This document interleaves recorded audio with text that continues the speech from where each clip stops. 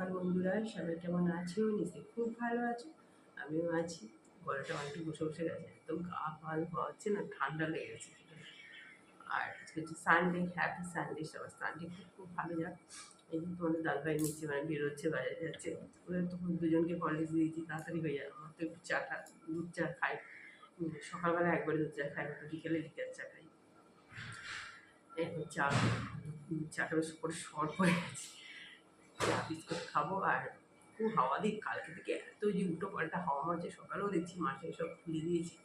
আর এখন দেখলাম আমার একটু মেঘলা মেঘলা করছে, কিছুক্ষণ আগে একদম চারদিক রোদে রোদ। আমি বাড়ি কি রোদ ঢুকে গেছে ঘরে। এরপর খুব ঠিক আছে, ঝড় বৃষ্টি না হোক তবে ভালো হবে। যখন হাওয়া দিচ্ছে, হাওয়াটা দিলে বেশ ভালো লাগে। আর কি বলতো, এখানে পাখাটা চলে না, এখানে জানলার হাওয়াটা দিলে দুটো হাওয়া অ্যাডজাস্ট করে এত ভালো লাগে, কি বলবো, খুব ভালো লাগে। কালকে এসি চালানো আছে, প্রথমে একটু পাখা এসি দুটো একসঙ্গে চালানো, বেশ ঠান্ডা হয়ে গেছে। তারপর পাখাটা অফ করে দিলাম। জানিও বিলটাও একটা অ্যাভব বিল আসছে, কিন্তু ঘরের ভেতর দরজা জানা। আর কি বলতো, পূর্ব দিকটা প্রচণ্ড রোদ পায় তো সারাদিন, ভীষণ গরম হয়ে যায় ঘরটা এত গরম হয়ে যাচ্ছে। চলো আর কি করবো, টিফিন রান্নাবান্না তো আছেই। তোমার দাদাভাই বাইরে বেরোলো, আর বললাম আমার কী নিয়ে আসবে, যা পাবে তাই নিয়ে আসবে, আর কী নিয়ে আসবে। চলো সঙ্গে থাকো, দেখতে থাকো। দেখো বন্ধুরা, ছাদে একটু আসলাম। আর দেখো কি রোদ ছিল সকালে, মেঘলা হয়ে গেছে, খুব সুন্দর হাওয়া দিচ্ছে। আজকেও একটা কমলা সুন্দরী ফুটেছে, দেখো এরকম বৃষ্টি হালকা হালকা পড়ছে। এত ভালো লাগে না ফুলটা, এত বড় সাইজ, কি ভালো লাগে, ছোট্ট গাছে বড় ফুল। আর দেখো এই যে করবী ফুল ফুটেছে। এখানে দেখো করবী ফুল, একই গাছে দুরকম ফুল। এখানে আবার একটু সাদা মিক্সড করা আছে এই ডালটায়, পুরো সব কটা ফুলে। নারায়ণ দাদাও ফুটেছে, নিচে জবা ফুল ফুটেছে, ঘরের দোপাটি ফুটছে। দোপাটি গাছগুলোতে এক লটে মানে ফুল দেওয়া হয়ে গেছে, এখন আবার ছোটো ছোটো পাতা বেরিয়েছে দেখছি গাছে। দেখেছো, বাজার করতে গেছে, এখন আবার ঝিরিঝিরি বৃষ্টি পড়ছে। কি বলবো, চলো চলে যাই। ছাদ থেকে নেমে ঘর ঝাড় দেওয়া হয়ে গেছে। এবার টিফিনের জন্য দেখো, আজকে যেহেতু একটু মেঘলা মেঘলা ওয়েদার রয়েছে, তাই মেয়ের পরীক্ষা কদিন বাদে আছে, তাহলে একটু লুচি ভাজি। অনেক দিন লুচি খাওয়া হয়নি ওই গরমের জন্য, তারপর মেয়ের এক্সাম টেক্সাম আছে। যাই হোক, এবার ঢেকে রেখে দিলাম মেয়েকে। তারপর দেখো এদিকে ঘরটা তো আগেই ঝাঁতে নিচ্ছি, ঘরটা মুছে নিচ্ছি। কারণ এই কাজ দুটো আমার খুব মানে এই দুটো হয়ে গেলে না, তাহলে বেজে নালে সানডেতে ওই দিকে রান্নাঘরে ঢুকলে আর এদিকে আসা খুব কষ্ট, দেরি হয়ে যায় এমনিতেই। তারপরে কাঁচা টাচা সবই তো থাকে। তারপর টুকটাক তোমাদের দাদাভাই নিচে ধরে একটু টুকটাক কাজ করে, সেগুলো আবার ওই এখানে আগাছা ওখানে আগাছা, কী বলবো, হয়ে যাচ্ছে। তোমাদের তো বলি যে লোক টোক পাওয়া যায় না, খুব কষ্ট গো। মানে মাঝে মাঝে না বিরক্তি ধরে যায়, তখন মানে দূর এখানে আর থাকবো না এরকম মনে হয়, কি বলবো আর। হ্যাঁ দেখো, তোমাদের দাদাভাই বাজার থেকে এসে গেছে, তারপরেই মানে বৃষ্টি আবার এক পাশলা হয়ে গেল, এরমই হচ্ছে জানো তো। এবার দেখো গরম গরম লুচি ভেজে নিচ্ছে, আর তোমাদের দাদাভাইয়ের জন্য অল্প একটু ভাত বসিয়েছি। ও তো লুচি খায় না, হয়তো একটা ভাত হলে পরে গরম গরম একটা দেবো। এই দেখো সব বেলে নিয়েছি, একার হাতেই সব করতে হয়। আর এই দেখো মেয়েকে খেতে দিয়েছি। আর কালকে পোস্তের তরকারিটা একটু রয়ে গেছে, ওটা দিয়ে মেয়ে লুচি খেতে ভীষণ ভালোবাসে। আমি তো আলু ভাজা করেছি, কিন্তু ও আলু ভাজা থেকে ও এটাই বেশি ভালোবাসে। হ্যাঁ, আমি না তাহলে একটু আলু ভাজা দিচ্ছি আর পোস্তটা দিয়ে খেয়ে নে। ও আমাকে বললো আলু ভাজা লাগবে না, না ঠিক আছে, ভেজেছি যখন একটু নে। তা আমিও টিফিন খেয়ে নিয়েছি। আর লুচি টুচি তো ঠান্ডা করে ভালো লাগে না, গরম গরমই ভালো লাগে। এদিকে দেখো করলা ভেজে দিচ্ছি। আর এবার আর একটা অন্য গামলায় ভাত বসিয়ে দিলাম দুপুরের জন্য। আর ওখানে তো ছোটো গামলায় ভাত বসিয়েছিলাম ডেচকিতেই। ওটা তোমাদের দাদাভাইয়ের জন্য অল্প করে একটু করেছি, এবার অল্প তো আর একটু বেশিই হয়ে গেছে, ওটা আবার পরেই ভাতের সঙ্গে অ্যাডজাস্ট করে দেবো। আর এদিকে ভাত বসিয়েছি, করলা ভাজা, পাঁপড়ও ভেজে নিয়েছি। তারপরে দেখো মাছ, আজকে পমফ্রেট মাছ রান্না করবো। একসঙ্গে সবগুলো ভাজা যাবে না, দুবারে ভাজতে হবে। আর পমফ্রেট মাছ খেতে কিন্তু ভীষণ ভালো লাগে, তবে সর্ষে পোস্ত আমি কিছুই করতে পারবো না, কারণ তোমাদের দাদাভাই তো শ্যুট করে না, তো এবার তাহলে আমাকে না দুভাগেই করতে হবে। আর ওই জন্য ডাল ঠাল করলে তবে তাও করা যেত, ডাল ঠাল কেউ রোববার দিন খেতেও ইচ্ছা করে না।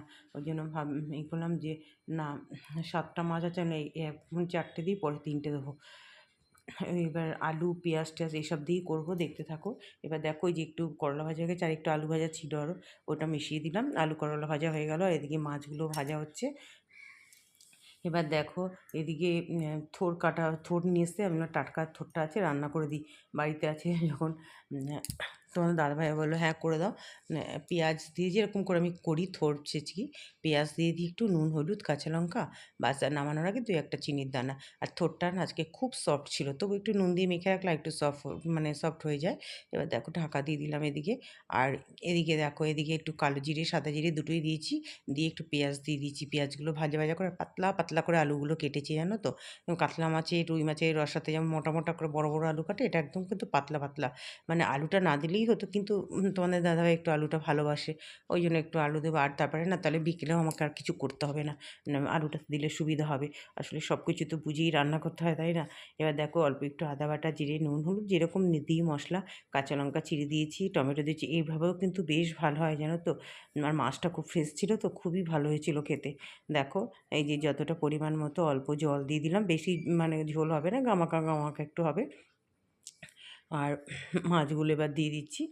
আর মাছ দেখো ফ্রেশ বলে এত সুন্দর ভাজা হয়েছে, মানে আর মাছ ফ্রেশ না হলে না ভাজা একদম লেগে লেগে যায়, ওগুলো আমার বিরক্তি লাগে। খুব সুন্দর ভাজা হয়েছে মাছগুলো। আর পমফ্রেট মাছ খুব ভালো লাগে, ছোটো থেকেই এই মাছটা আমি ভীষণ ভালোবাসি। মেয়েও খেতে পারে বেশ, বাচ্চারা খেতে পারে। কাঁটা টাটা তো মাঝখানে একটা কাঁটা থাকে। দেখো ধনেপাতা দিয়ে দিয়েছি। আর দেখো এরকম রান্নাটা হয়েছে, তোমাদেরকে তো বললাম ভীষণ ভালো হয়েছিল খেতে। এবার দেখো এই যে থোড়টাও হয়ে গেলো। আর থোড় তো সিম করে করে রান্না করতে হয়, ওই জন্য একটু টাইম লাগে।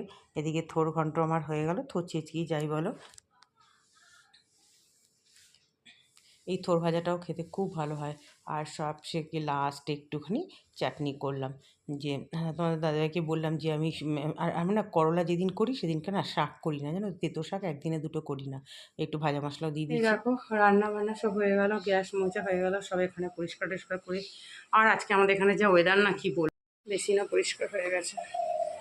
বাসন টাসনগুলো এখন তুলতে হবে, কাঁচা আছে অনেক। দাদাভাই নিচে কাজ করছে, ওখানে যেতে হবে। ওই পাশে ওখানে বাড়িতে কাজ হচ্ছে, মেশিন চলছে, গ্রিলার মেশিনগুলো।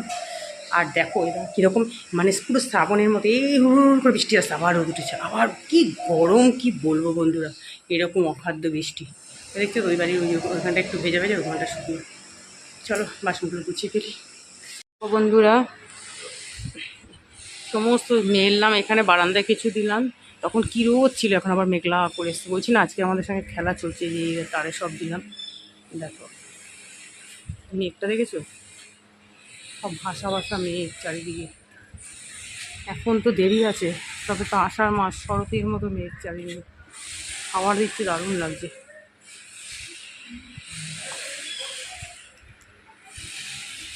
দেখো ছাদে জামা কাপড় দেওয়াটাই সারা হলো, সব নিয়ে আসলাম। এক পশলা বৃষ্টি হয়ে গেল, এখন আবার মেঘলা মেঘলা।